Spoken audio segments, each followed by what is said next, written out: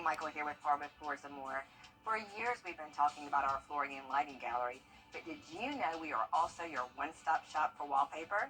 Today, more than ever, wallpaper is the most popular home design element by combining both color and texture. So Hardwood Floors and More has you covered from floor to ceiling. And don't forget, we offer interest-free financing throughout our showroom and a military discount. Discover for yourself why Hardwood Floors and More has so much more in store for you. The CSRA is full of amazing women. Women who inspire. Women who innovate. Women who lead. That's why News Channel 6 brings you Women to Watch. On the last Wednesday of each month, News Channel 6 recognizes local businesswomen who are making a positive impact in our community. To nominate someone, just visit WJBF.com/Women to Watch and fill out the entry form. Who do we want? Jackson Massey. When do we want them? Now. Thanks, Jackson Massey. Thanks, Jackson Massey. Thanks, Jackson Massey. Thanks, Jackson Massey. Thanks, Jackson Massey. Jackson Massey. Massey. Book direct flights to Washington, D.C. at flyags.com. The Live 5 for 6 Skyview Network, sponsored by Terry Lambert Hyundai. Let's see, delicious, delectable, delightful. Those are some of the words that we can describe today's forecast. It's really beautiful outside. However, of course, there's changes coming our way, which includes the possibility of some thunderstorms. We'll talk about that all coming up to the 5 for 6 forecast. Right now on News Channel 6 S4, why a Japan-based company is bringing unmanned drones to Augusta.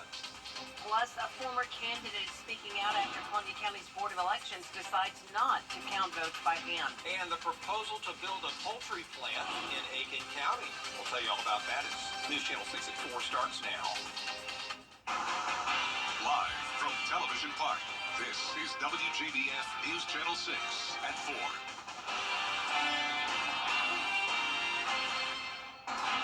Good afternoon, everybody. I'm Brad Means. And I'm Jenny Montgomery. Thanks so much for joining us. Coverage you can count on begins with former House District 125 Representative candidate C.J. Pearson and some voters questioning why the county's Board of Elections is declining to do a hand recount of Tuesday's runoff election votes. Gary Richardson declared the winner of that race. He got a little more than 60% of the vote. But the next day, county commissioners requested the recount because of early morning poll pad issues at all of the precincts in the district. Hannah Latier spoke with those involved. Joins us now with the details. Hannah? Yeah, guys, yesterday, Pearson took to Twitter to question why election officials would refuse to do the hand recount after commissioners asked them to. But views on the subject are divided. Columbia County's elections director says the recount would be unnecessary because there were only 40 emergency ballots and all 5,800 votes were accounted for. She also says it would cost anywhere from $5,000 to $10,000 to do the hand recount. Gary Richardson says he would support the recount to help ease voters' minds, but he would be okay with the board's decision either way. Pearson, who lost to Richardson by 20%, tells me it's odd that election officials would refuse the request and not want to clear up speculations. He even mentioned using his campaign to pay for the recount. His supporters agree with his stance. It raises the question of confidence and the lack of confidence when we seem to lose confidence in 2020 in our elections, and we need to give confidence back to the people that our votes are counted. And so far, the board has not changed its decision. Brad? Here, thank you. Innovation in the drone industry. A big announcement today from Augusta Regional Airport and the Savannah River National Laboratory. Bria Smith joining us live outside the airport with what we can expect in the future. Bria.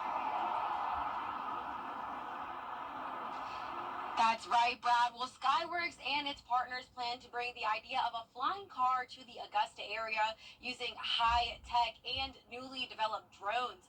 The Skyworks Innovation Exchange and Aerospace Innovation Incubator welcomed all developing businesses within the aerospace industry at the event. These highly developed AI aircrafts will help expand Augusta Regional by assisting with things like transporting people from the airport to the medical district or just about anywhere in the area. While this level of aircraft is still relatively new, those involved hope their efforts bring more education to minimize risk of failure during the critical startup phase of a new business.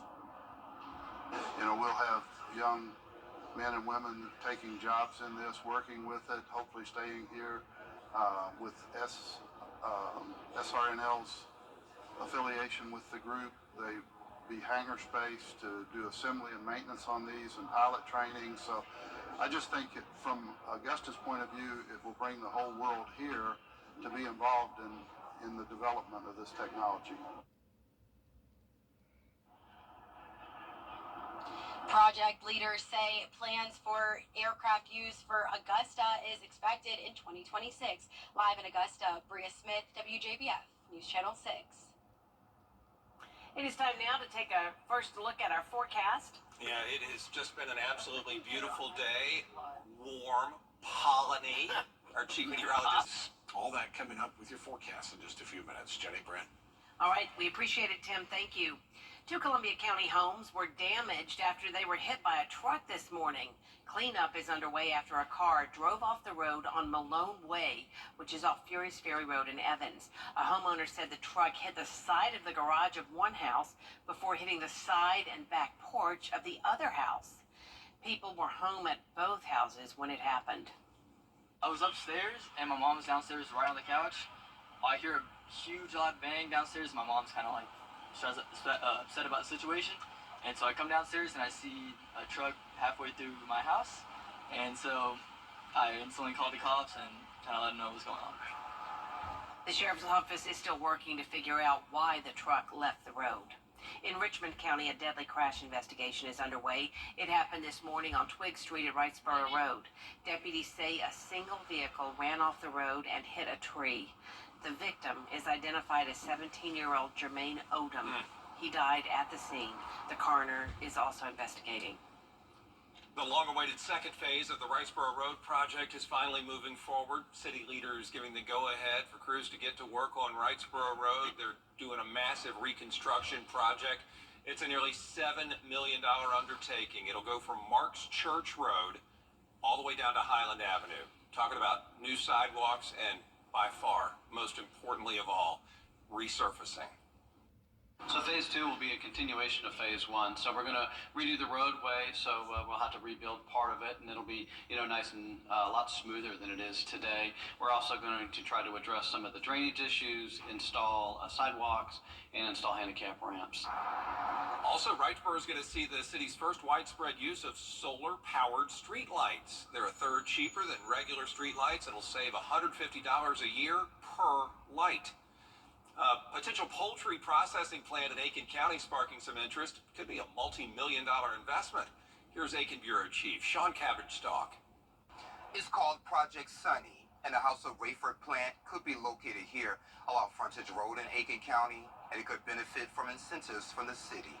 The North Carolina Poultry Processing Company plans to invest $185 million in building a plant in Aiken County. 900 jobs with pay starting at $18 an hour plus benefits will be available. The project has potential economic benefits, job creation, and positive community impact. Over time, with the amount of employees, those employees will need places to live, places to shop after work.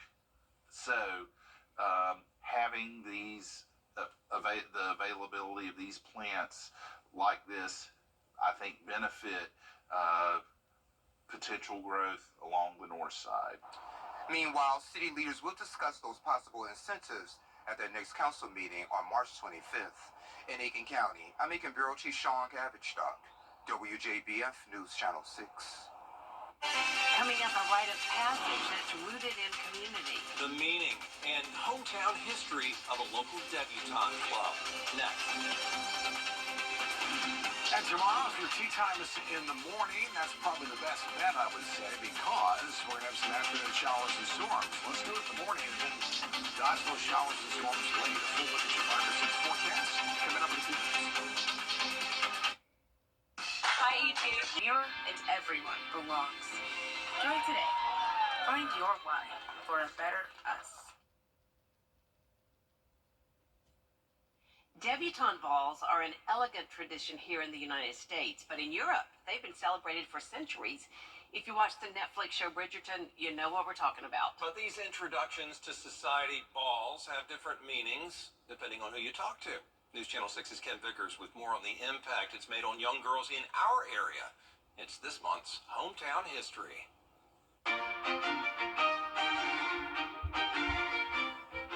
It's a tradition that began centuries ago. Young women from wealthy families formally introduced to society. The first debutantes were around 1780 with Queen Charlotte and King George. That's around the same time debutante balls became popular in the United States. Brittany Noel Corbin is a guest curator at the Lucy C. Laney Museum. As we look at America, some of the first ones that you see are in New York, in Louisiana, and then they start popping up a little bit more in major cities like Chicago, Atlanta, Philadelphia. These coming out balls were held for white heiresses and socialites, but they also have a long history within the African American community. News Channel 6's Dee Griffin is a former debutante. Cotillions have been going on for generations, but in the black community, they can be traced back to the Ethiopian balls back in the 1700s, and then the 1800s, the black debutantes in New Orleans, Illinois. Tony Dean is the program manager at the Lucy C. Laney Museum. She says these events did a lot for young African American girls. So a lot of these balls were started to help women with their deportment, to help them be able to function in the world, to be able to be good citizens, to be able to have the social skills, the community service, all those things that strengthen a community. In 1963, 6 teenage girls at A.R. Johnson Junior High School went to one of their teachers, Rosa T. Beard, asking to start a debutante club. Her daughter, Reverend Cheryl Beard, says her mother didn't think twice. There were a few young women who were part of the Rocket Club at A.R. Johnson, and then these young ladies who had observed all of that, as well as had had an experience on a field trip where they were amongst Caucasian kids in Atlanta, and realized, oh, the world is changing. And it's those experiences that turn into memories that last a lifetime. And I remember also prior to the cotillion being at home and practicing the waltz with my dad in the living room and curtsying and trying to get it just the perfect curtsy. And my dad being right there by my side. The Rosa T. Beard Debutante Club is not just about a cotillion. That's our annual culminating event. The fact that we celebrate that rite of passage in a cotillion ball is just a little icing on the cake.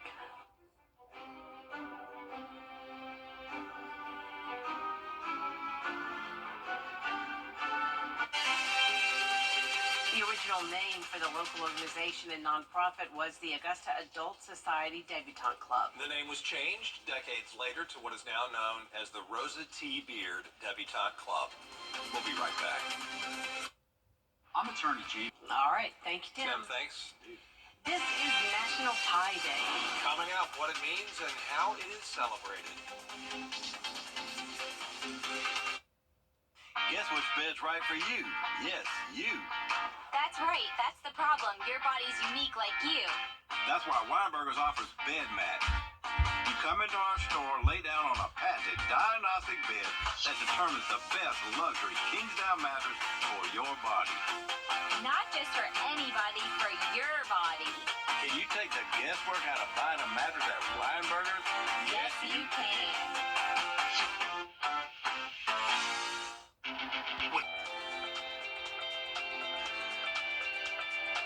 I'm so proud to be here at Piedmont Hospital and enjoy the people that I work with. What makes me proud of my team is to see them all grow and learn. I cannot think of any other place in this city that I would go work. Emery is always there. He's a straight leader. I love my people here. I love the job. With Surgical Services, we have a good team where everybody has good relations with one another. When you love where you work and you love the people you work with, you cherish it and you don't ever want to lose it. We are proud to be Piedmont. To get the weather, you need to see the whole picture. That's why Live Fiber 6 gives you the Skyview network. Get a live view of traffic and weather from all over the CSRA. Available online 24 hours a day at WJBF.com and the free Live Viper 6 mobile app. The WJBF Live Viper 6 Skyview Network. Powered by Terry Lambert Hyundai. Low prices, big selection, and committed to quality customer service.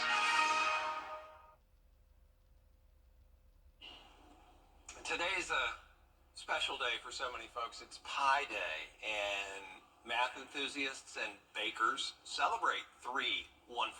It's the first three digits of the crucial mathematical constant. Pi expresses the ratio of a circle's circumference to its diameter.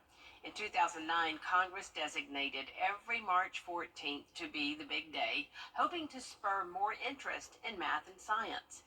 People around the world will mark the day with a slice of savory or sweet pie. It is awesome to have a slice of pie, a little reward for doing your work on a day that otherwise would be any other day of the year. But we get to celebrate Pi Day. But for some folks, it's all about the math. Mathematicians have been working for thousands of years to try to extend the sequence of numbers. There is more coverage you can count on coming up, including a Georgia bill that would give parents the real power to decide where their child goes to school. Stay with us.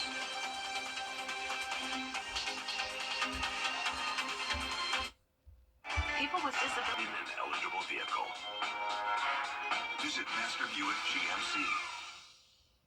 The Live Viper 6 Skyview Network, sponsored by Terry Lambert Hyundai. Well, beautiful day today, lots of sunshine, some great temperatures, but by the time we're together tomorrow at this time, could be dealing with some strong thunderstorms. Changing. Viper 6 forecast is coming up. Now on News Channel 6 at 6, a major project entering its next phase. What the future holds for Wrightsboro Road as your News at 6 starts now. Live from Television Park, this is WJBF News Channel 6 at 6. Good evening, everybody. I'm Brad Means. And I'm Jenny Montgomery. We do thank you for joining us. Coverage you can count on begins with a school voucher bill heading to Georgia Governor Brian Kemp's desk. But not everybody is excited about that bill. Here's Atlanta Bureau Chief Archit Seshadri. State lawmakers passed a school voucher bill, or the Georgia Promise Scholarship Act, which would provide $6,000 for students to move from a public school to a private school if they are in a low-performing school district. Public school advocates are concerned about undermining public schools with school vouchers. Some lawmakers say public funds must remain in public schools. So we have to really have a conversation about why these schools are failing, and why our solution to that problem is to let one child out of the school and keep a bunch of other kids there still. What parents really need is tools that will fix schools that aren't performing well enough for all the children that are going to be there, who will still be there. The Georgia Association of Educators say vouchers will remove money from public schools and would only benefit wealthy families and could segregate schools. It's going to take money away from public schools. The winners are going to be more affluent people who can afford to supplement the value of the voucher, and it will give them more choices. In those rural parts of Georgia, they don't have a private school that their kids can go to. So it's just simply not a solution for vast swaths of the state of Georgia. And of course, it would destabilize schools by pulling dollars out. The students who would benefit are not likely to be the highest need students in Georgia. Those who support the bill, though, like Governor Kemp, say vouchers would give parents the choice on where to send their kids to school. Reporting at the Georgia State Capitol, Archit Seshadri, Atlanta Bureau Chief. Time now for our first check of weather. For that, we turn. A jail worker in Columbia County is on the other side. We're going to talk about a major change coming up next week with our forecast in just a few minutes. Jenny, Brent.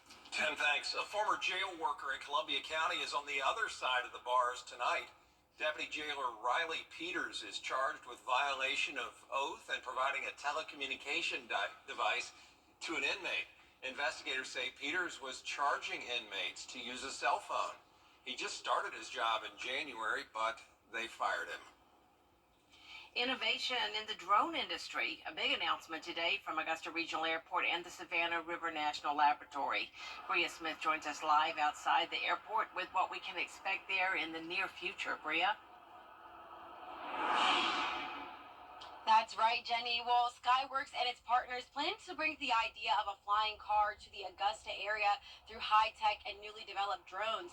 The Skyworks Innovation Exchange and Aerospace Innovation Incubator welcomed all developing businesses within the aerospace industry at the event. These highly developed AI crafts will help expand Augusta Regional by assisting with things like transporting people from the airport to the medical district or just about anywhere in the area. While this level of aircraft is still relatively new, those involved hope their efforts bring more education to minimize risk of failure during the critical startup phase of new business. You know, we'll have young men and women taking jobs in this, working with it, hopefully staying here with SRNL's affiliation with the group. They be hangar space to do assembly and maintenance on these and pilot training. So I just think from Augusta's point of view, it will bring the whole world here to be involved in the development of this technology. Project leaders say you can expect aircraft use in Augusta by 2026. Live at Augusta Regional, Bria Smith, WJBF, News Channel 6. Drivers are saying, finally, on Wrightsboro Road. The long-awaited second phase of the project is getting the go-ahead. Going to be big changes on that stretch, as our senior reporter George Escala reports. Drivers will tell you traveling Wrightsboro Road is rough. It's in bad shape, really bad. And this is a good time to change this road because you have so many bumps and lumps. Not all of Wrightsboro is this way. The reconstruction project on the western section has been completed for more than 2 years. And though it's been discussed for nearly a decade, work still hasn't started on the bumpy and lumpy Phase 2. It is way past due, and I have received numerous of calls over the couple of years that I've been on the commission about, especially between North Leg, Jackson Road to Highland Avenue. But things are starting to move. Commissioners giving the go-ahead for Phase 2 of the Wrightsboro Road reconstruction from Marks Church to Highland Avenue, a nearly $7 million project. So phase 2 will be a continuation of phase 1. So we're going to redo the roadway, so we'll have to rebuild part of it, and it'll be, nice and a lot smoother than it is today. We're also going to try to address some of the drainage issues, install sidewalks. The plan also calls for Wrightsboro Road to be the city's first widespread use of solar-powered street lights. The lights are a third cheaper than normal street lights and will add nothing to the city's power bill. They will not be connected to traditional electricity like most of the street lights. They'll be powered by the sun. They have a 10-year warranty. Like I said, we saw them in action. They're nice and bright. Drivers have put up with a rough ride for years on this section of Wrightsboro, but relief is not coming overnight. Work is expected to start sometime in 2025. Oh, well, that's great. Better late than never. In Augusta, George Escala, WJBF, News Channel 6. House District 125 candidate C.J. Pearson and some voters are questioning why the Columbia County Board of Elections is declining to do a hand recount of Tuesday's runoff election votes. County commissioners requested the recount because of early morning. A potential poultry processing plant in Aiken County is sparking interest. The North Carolina Poultry Processing Company, the House of Rayford, intends to invest $185 million to build a plant north of Aiken. Right now, the city's talking to the company about maybe giving them a break on their water bill. Residential rates, if that happened, would not be affected. The amount of water that they're asking is well within the generating capacity of the city. So again, this is not a case where there will not be enough water and then water rates will have to go up because of someone using this amount of water is coming. City council members set to talk about the project at their next meeting March 25th. Still ahead, how about this? The push for a 32-hour work week. Why some lawmakers say the move would kill small businesses. Next. We're in the 80s today, but significantly colder next week. In fact, Tuesday morning we could see a frost or a freeze in some areas. That's not unusual, but it's something to keep a very close eye on. Your 5 or 6 forecast. The HIV.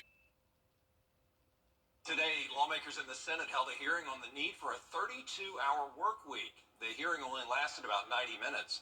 Supporters say a 32-hour week would be the norm because of advancements in technology. It makes sense under that reasoning, but opponents say no. If this is mandated at the federal level, it could really hurt small businesses. Despite an explosion, as we all know, in technology and a massive increase in worker productivity, nothing has changed. The mom and pop restaurant is not really seeing increased productivity from AI. They're having trouble finding enough people to fill shifts. Opponents say, look, there's no law in place that stops companies that want to implement a 32-hour work week from doing it on their own. Tim joins us now for another check on the weather. Look at the forecast, or rather I should say the almanac today. More than a 40-degree temperature swing from the low to the high today, 83 degrees. And look at this again tomorrow, warm day. Your forecast is straight ahead. After a serious accident. Now, save up to 30% store-wide. Lazy Boy, long live the lazy.